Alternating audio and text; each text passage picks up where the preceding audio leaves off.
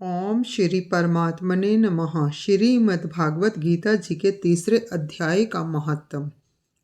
श्री भगवान कहते हैं, प्रिय, जनस्थान में एक जड़ नामक ब्राह्मण था जो कौशिक वंश में उत्पन्न हुआ था। उसने अपना जातीय धर्म छोड़कर बनिए की वृत्ति में मन लगाया।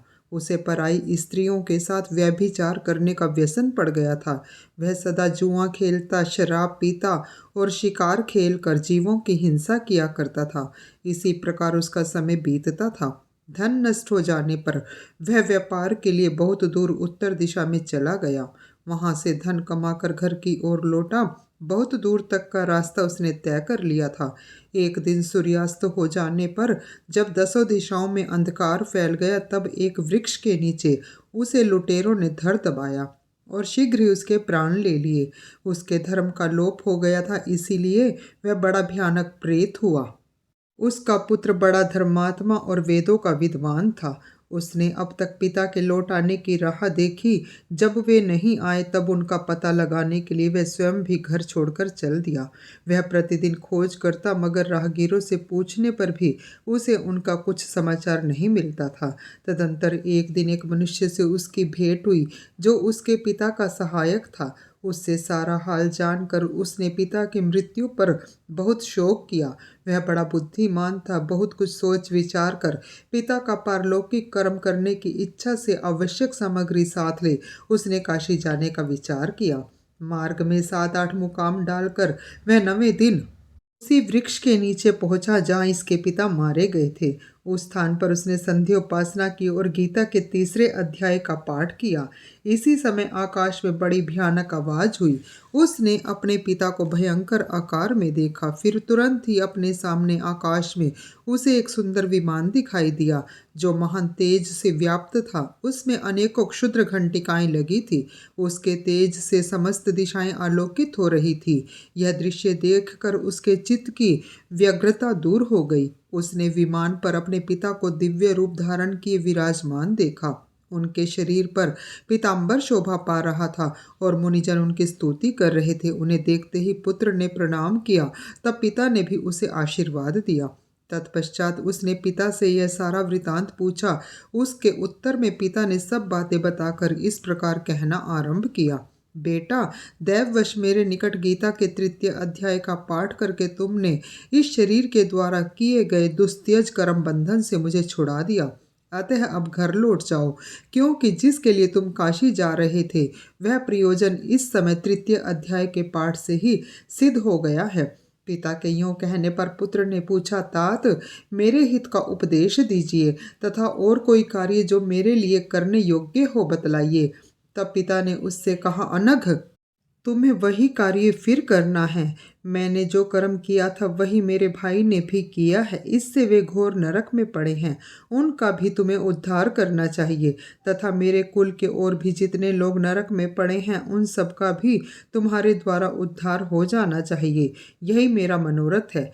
बेटा, जिस साधन के द्वारा तुमने मुझे संकट से छुड़ाया है उसी का अनुष्ठान औरों के लिए भी करना उचित है। उसका अनुष्ठान करके उससे होने वाला पुण्य उन नारकी जीवों को संकल्प करके दे दो। इससे वे समस्त पूर्वज मेरी ही तरह यातना से मुक्त हो स्वल्प काल में ही श्री विष्णु के परम पद को प्राप्त हो जाएंगे। पिता का यह संदेश सुनकर पुत्र ने कहा, तात, यदि ऐसी बात है और आपकी भी ऐसी ही रुचि है तो मैं समस्त नारकी जीवों का नरक से उद्धार कर दूंगा।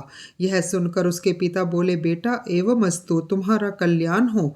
मेरा अत्यंत प्रिय कार्य संपन्न हो गया। इस प्रकार पुत्र को आश्वासन देकर उसके पिता भगवान विष्णु के परम धाम को चले गए।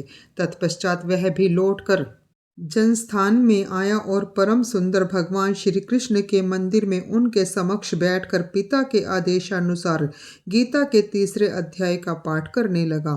उसने नारकी जीवों का उद्धार करने की इच्छा से गीता पाठ जनित सारा पुण्य संकल्प करके दे दिया। इसी बीच में भगवान विष्णु के दूत यातना भोगने वाले नारकी जीवों को छुड़ाने के लिए यमराज के पास गए। यमराज ने नाना प्रकार के सत्कारों से उनका पूजन किया और कुशल पूछी। वे बोले, धर्मराज, हम लोगों के लिए सब और आनंद ही आनंद है। इस प्रकार सत्कार करके पितृलोक के सम्राट परम बुद्धिमान यम ने विष्णु दूतों से यमलोक में आने का कारण पूछा। तब विष्णु दूतों ने कहा, यमराज, शेषशय्या पर शयन करने वाले भगवान विष्णु ने हम लोगों को आपके पास कुछ संदेश देने के लिए भेजा है। भगवान हम लोगों के मुख से आपकी कुशल पूछते हैं और यह आज्ञा देते हैं कि आप नरक में पड़े हुए समस्त प्राणियों को छोड़ दें।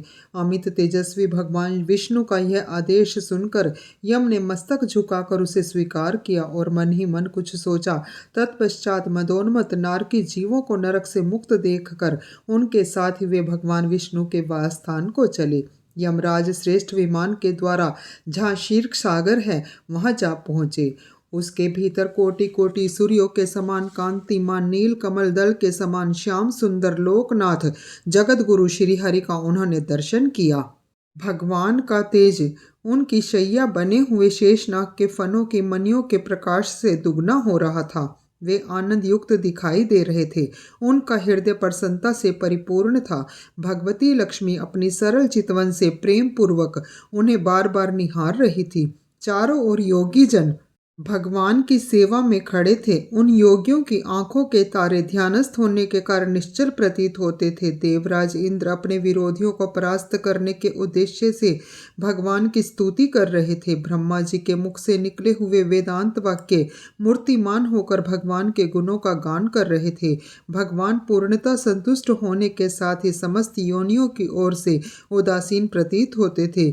जीवों में से जिन्होंने योग साधन के द्वारा अधिक पुण्य संचित किया था, उन सबको एक ही साथ वे कृपा दृष्टि से निहार रहे थे। भगवान अपने स्वरूप भूत अखिल चराचर जगत को आनंद पूर्ण दृष्टि से आमोदित कर रहे थे। शेषनाग की प्रभा से उद्भासित एवं सर्वत्र व्यापक दिव्य विग्रह धारण किए नील कमल के सदृश श्याम वर्ण वाले श्री हरि ऐसे जान पड़ते थे मानो चांदनी से घिरा हुआ आकाश शोभित हो रहा हो। इस प्रकार भगवान की झांकी करके यमराज अपनी विशाल बुद्धि के द्वारा उनकी स्तुति करने लगे। यमराज बोले, संपूर्ण जगत का निर्माण करने वाले परमेश्वर, आपका अंतःकरण अत्यंत निर्मल है। आपके मुख से ही वेदों का प्रादुर्भाव हुआ है। आप ही विश्व स्वरूप और इसके विधायक ब्रह्मा हैं। आपको नमस्कार है। अपने बल और वेग के कारण जो अत्यंत दुर्घर्ष प्रतीत होते हैं, ऐसे दानवेंद्रों का अभिमान चूर्ण करने वाले भगवान विष्णु को नमस्कार है। पालन के समय सत्व में शरीर धारण करने वाले विष्णु के आधारभूत सर्वव्यापी श्री हरि को नमस्कार है। समस्त देहधारियों की पातक राशि को दूर करने वाले परमात्मा को प्रणाम है। जिनके ललाटवर्ती नेत्र के तनिक सा खुलने पर भी आग की लपटें निकलने लगती हैं, उन रुद्र रूपधारी आप परमेश्वर को नमस्कार है। आप संपूर्ण विश्व के गुरु आत्मा और महेश्वर हैं, अतः समस्त वैष्णव जनों को संकट से मुक्त करके उन पर अनुग्रह करते हैं। आप माया से विस्तार को प्राप्त हुए अखिल विश्व में व्याप्त होकर भी कभी माया अथवा उससे उत्पन्न होने वाले गुणों से मोहित नहीं होते। माया तथा माया जनित गुणों के बीच में स्थित होने पर भी आप पर उनमें से किसी का प्रभाव नहीं पड़ता। आपकी महिमा का अंत नहीं है, क्योंकि आप असीम हैं। फिर आप वाणी के विषय कैसे हो सकते हैं? अतः मेरा मौन रहना ही उचित है। इस प्रकार स्तुति करके यमराज ने हाथ जोड़कर कहा, जगत गुरु, आपके आदेश से इन जीवों को गुण रहित होने पर भी मैंने छोड़ दिया है। अब मेरे योग्य और जो कार्य हो उसे बताइए। उनके यूँ कहने पर भगवान मधुसूदन मेघ के समान गंभीर वाणी द्वारा मानो अमृत रस से सींचते हुए बोले, धर्मराज, तुम सबके प्रति समान भाव रखते हुए लोगों का पाप से उद्धार कर रहे हो। तुम पर देहधारियों का भार रखकर मैं निश्चिंत हूँ। अतः तुम अपना काम करो और अपने लोक को लौट जाओ। यूँ कहकर भगवान अंतर ध्यान हो गए। यमराज भी अपनी पुरी को लौट आए। तब वह ब्राह्मण अपनी जाति के और समस्त नारकी जीवों का नरक से उद्धार करके स्वयं भी श्रेष्ठ विमान द्वारा श्री विष्णु धाम को चला गया। जय श्री कृष्ण।